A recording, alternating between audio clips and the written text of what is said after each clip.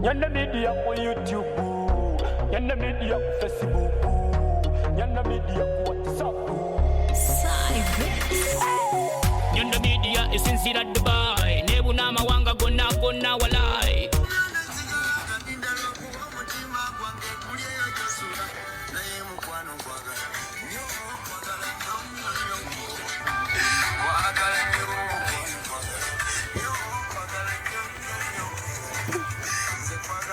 Chalia.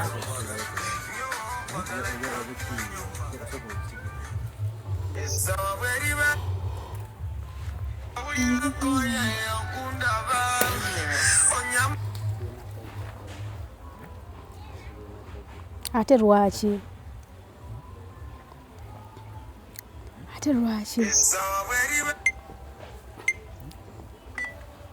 Sawa bweri batuuse.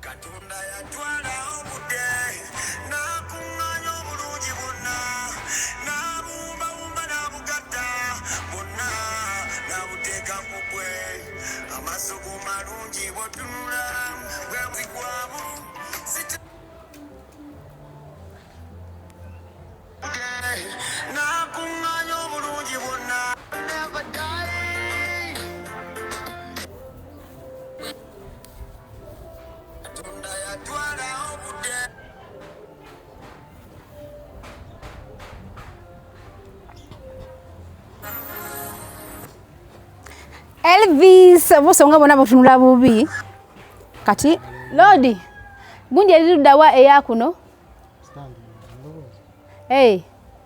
dano nyezo kota ana yako jera numarozi mpeka mukubira wo kigambye ko kikwata tene kikwata. Is this got you this one? We got you this one. Sikyo?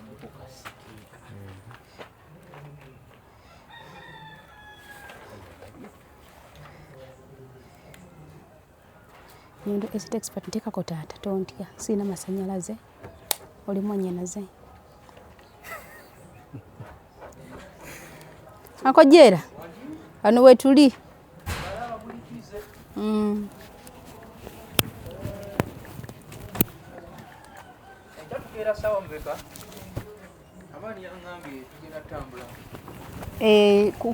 kumaliri noza tusimbula sanga 10 fena tugenda ne mugole aberero de n'omwana fena tugende tugagane motoka 2 tusimbula oba tukitemu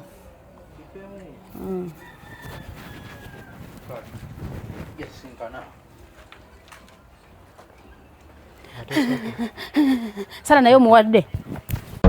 Nyondo Media ku YouTube, Nyondo Media ku Facebook, Nyondo Media ku WhatsApp. Nyondo Media esinzira Dubai, nebuna amawanga gonna walai, edukiridde bana Uganda batalina amasirizi. Hey! Nyondo Media tuli wamu naawe, Nyondo Media tuli wamu naawe, Nyondo Media eri wamu naawe, Nyondo Media. Nyondo Media tuli wamu naawe, Nyondo Media tuli wamu naawe, Nyondo Media eri wamu naawe, Nyondo Media. Waliwo ne Nyondo Charity ebudabudda abantu abatali kayamba. Big up Nyondo Glim, eyo company gwaguga yabiziko kuyoyo tansusu. Waliwo ne Nyondo Squad eyambako kuza sente z'abantu ezibibwa bafeke agency e Dubai. Nyondo Media tuli wamu naawe, Nyondo Media tuli wamu naawe, Nyondo Media eri wamu naawe, Nyondo Media. Nyondo Media tuli wamu naawe, Nyondo Media tuli wamu naawe, Nyondo Media eri wamu naawe, Nyondo Media. Nyondo Media ku YouTube, Nyondo Media ku Facebook, Nyondo Media ku WhatsApp. Hey! Nyondo Media ku TikTok, Nyondo Media Instagram, Nyondo Media ku Twitter. Yo! Nyondo Media everywhere you go. Nyondo Media Dubai, Nyondo Media Uganda, Nyondo Media to the world. Big up! Nyondo Rozet yomkenkufu. Nyondo Media tuli wamu naawe, Nyondo Media tuli wamu naawe, Nyondo Media eri wamu naawe, Nyondo Media. Volcano. Nyondo Media tuli wamu naawe, Nyondo Media tuli wamu naawe, Nyondo Media eri wamu naawe, Nyondo Media. Nyondo Media ku YouTube, Nyondo Media ku Facebook, Nyondo Media ku WhatsApp. Nyondo Media esinzira Dubai, nebuna amawanga gonna walai, edukiridde bana Uganda. He's the one who is branding our cars. At first, he branded for us this one, even our brother here. Come here, let me show you. So whoever is there and you'd like to brand your car, this guy can do the best for you. Bro, you come also. Agambye abimala. So this is our brother called Ogwang. He's the one doing all these designs. So you are there. You have your company, you have your business, and you'd like to brand it. He can help you do that. So you see this one? He's the one who did it in the beginning. And then we've done this one also. He has done it. I think you can appreciate the work. So Mr. Ogwang, come here a little bit. This one is for Nyondo estate experts. You've been complaining. Rozet nawe, you're taking us on a boda boda. Rozet nawe, you're taking us on a boda boda. Then I said, it's okay, mama. Do you understand? Since you are our first priority, so we had to get you this.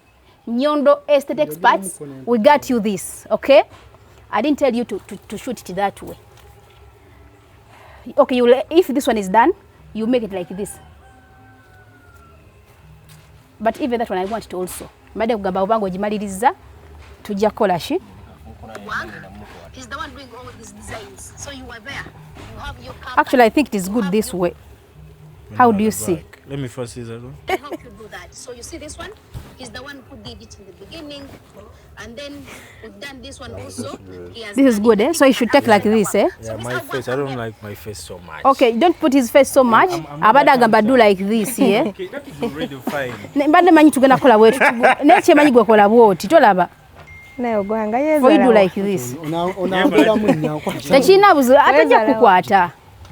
Give him the phone. Let him do his work. Take this phone here. Why did you take it? Mr. Ogwanga, also you're making me upset. Take the phone, Wama. Hey guys, I was telling you, for Nyondo estate experts, we got you this. You've been complaining, Rozet, you're taking us on a boda boda. Rozet, we are tired, there is too much dust, whatever. Then I had to get you this. We thank God that he has been able to help us do this. and he is always with us. This is our brother called Ogwang, and this is our brother called Ronnie. Ronnie is very nice. I just like him. So like, why are you laughing? So I like Lonnie so much. I like Mr. Ogwanga so much. Just like I told you, these are the people who are doing our work. Nyondo Gleam, Nyondo Estate Experts, Nyondo Media, Nyondo Charity. What else? He's the one who designed. The other ones, I shouldn't say he is the one. They are two. So what is your company name? Sequence Media. Sequence Media. So if they Sequence Media. So if they need you, can you give us the phone number? 0760 198 481. Oh, okay. So he's the one who designed this for us. This one here. Should we call it a poster? Yeah, something like that. Yeah, this one up there. He's the one who designed for us that one. And again, he designed this for us. This and that. When you have a look at this work, it's really very nice. He did that also. And just like I told you, even this one here, they designed for us this car. You see? It is looking really very nice. There is this one here. Kakati. Ogwanga, do you know some Luganda? Yes, I do. Can I blow it? I try. You try, eh? I try. Bro, first come here. I have a few questions for you also. Kati, you know, like idea mujijja wane mugamba kafitu ga gambu ya designing. Mwabisoma or it's just a talent? Let me get to this. And I'm starting with our brother. Ngawe mbagambye. They're just skills, eh? Ngawe mbagambye. Mukutandikira ddala nafuna Ogwanga ku sister wange nangamba ono guy blue nyo mu designing, graphics and designing. Nengamba that is good. Nefuna Ogwanga netwogera. Ebisale bye mu negotiating factory prices. So mu negotiating muogera ne mukola ki ne mukiriziganya. Era bankolera wake yasooka na appreciating nnyo. Be bakola stickers za fezo nezigenda ku liquid soap, stickers zone zigenda ku bizigo, buli kimu bachi designing nga bw'okiraba. Zino zonna zi logos nga bw'omuze bakola ki? We product hiyo naje tulina. Be bakola ki? Yeah, and we do more than that. We do 3D signages. We do street lighting signages. We do billboards, any kind of stuff. So anything under branding, we do it. We are very good. I think you had. And delivery, we deliver in time. That's what you can say, yeah. I can say it also. I can witness. Yeah. This is my brother here. So our brother here, kati bro. Ogambi wabisoma. Ebintu bingi nnyo emirimu mingi nnyo gikolebwa waneewo. Lwaki wasala kugenda na graphics na designing bino bwe biti? Gwe nali njagala nga nsoma. Wali agala nga gwo omuntu. Kati wakolanga nnyo art ye. Ndi artist. Oli artist. Kati obeeranga nnyo mu art. Naawe n'okyagala era n'okisoma nga ne talent mweri. Era kati kyenkola. Kankubuzeeyo ekibuuzo. Omuntu asobola okkeera ku makya n'asoma busomi kitu wadde nga takiinaamu talent nga takiinaamu wadde interest nnakiyiga nakikola perfectly. Tekisoboka. Olwokuba gwena passion yakyo. Oba tokyagala omulimu ogutuukako ng'olaba. Nga tekiggwa. Era ojja kukikola ne kivaayo obulungi ng'omuntu alina passion yakyo. Omuntu akikola ng'akyagala. Mutwongere ku nnamba. 0760 198 481. 0760 198 481. So, Ogwaga, come and read for us this. Sequence. What did you read for us? This is your company. It is an estate experts. You deal up in real estate management, survey and boundary openings. You do subdivision and land titling. You do letters of administration, land conflict and management. You do buy and sale of plots, land, houses, and other properties. Can you read our number? This is your contacts. This is a Dubai number, right? Yes. Plus 971 524 067 409. Good. This is the Ugandan number. It is 256 742 715 104. And this. And that is you, your picture. That is you. Ebyabisome mu Luganda. Let me show you these bags here and what they brought them today. I want to show you how good this work is. They designed for us these ones and they brought them today. twagala mulabe emirimu gy'abana abantu oli eyo manyi n'okwebrandinga kintu kirungi nnyo webrandinga abantu bamanya nti oli very serious. So get these ones. Lodi, come and come this side also.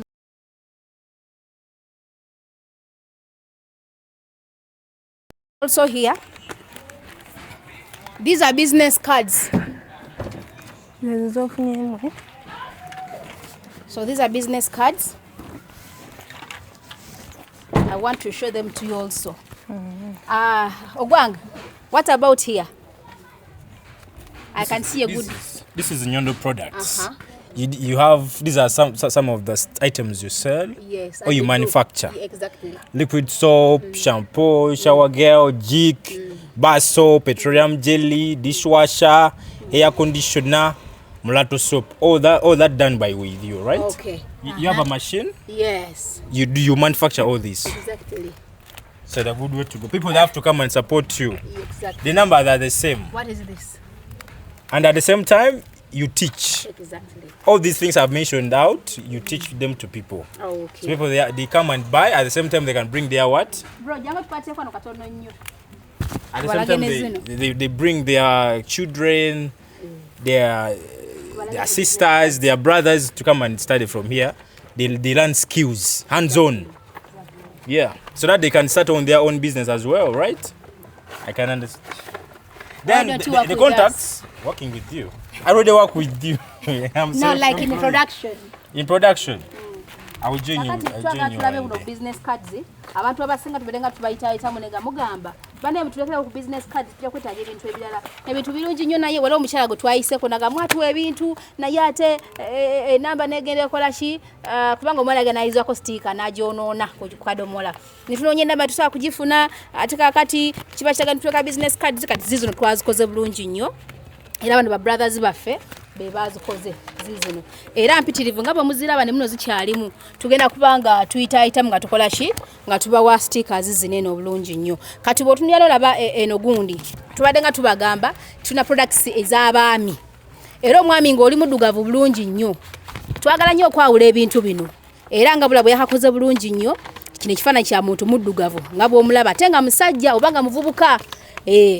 Product yo egenda kubeera yanjawulo ku musajja omuki omweru soko po musajja omweru tubeerawo n'omusajja omweru omusajja omweru wuno waneeno nti ebintu bye tugenda okuwa biba byanjawulo wajja kujja omusajja nga mweru togenda kumuwa bizigo bya muddugavu ataakole ki addugale oba okitegeera baganda bange so bakola obugundi bunene obulungi nnyo tebuyita mu mazzi nayo gabuyitako bukola ki gayitako obuyisiwe kati tebwonooneka bona obeera okola ki obeera obutale tebutoba kati nabaka neeno ono mwana Maga products z'abaana abeeru abaana bafaanana batya tuzikola bulungi nnyo ne kano kaliwa kaakano waneeno ne tubeerawo n'ako muwala omuddugavu olaba ndowooza skin ye yeeno naye ekitugenda okumuwa kigenda kubeera kyanjawulo ku muwala omuki ku muwala omweru naye naakola kinaabeerawo waneeno so tukola products zineeno okusinziira ku nsusu z'abantu tetwagala kwokya abantu ate twagala kuddugaza abantu twagala kumyusa abantu twagala tukolere ekintu ekyo kinyini kyokola kikyo yagala nojja kusanga edduuka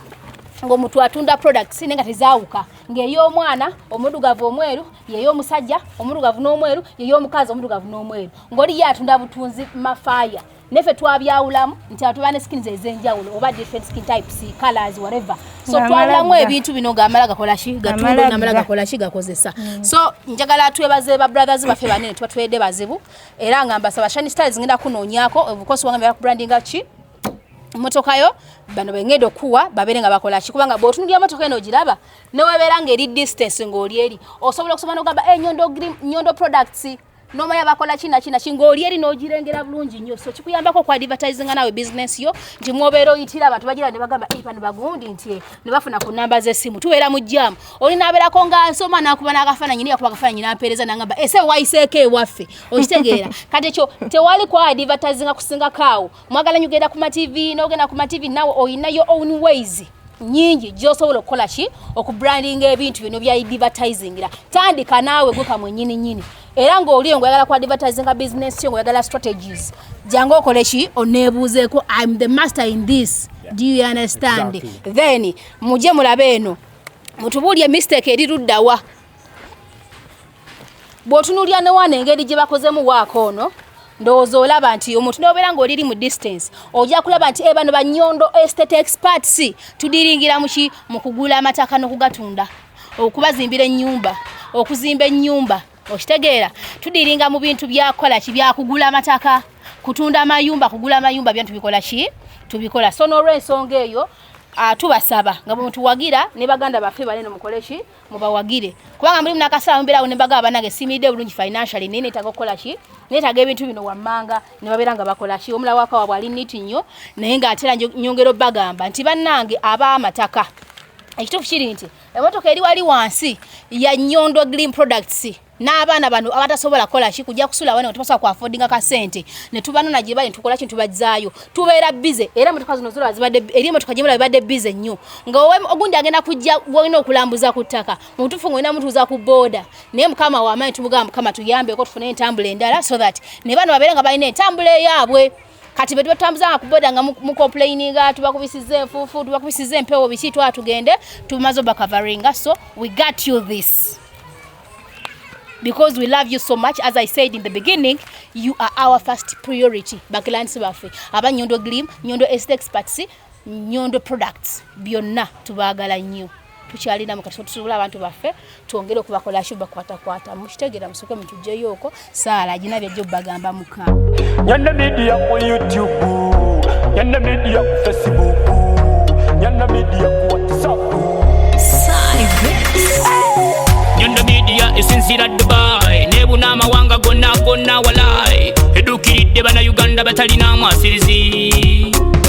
Hey! Nyondo Media tuli wamu naawe, Nyondo Media tuli wamu naawe, Nyondo Media eri wamu naawe, Nyondo Media, Nyondo Media tuli wamu naawe, Nyondo Media tuli wamu naawe, Nyondo Media eri wamu naawe, Nyondo Media.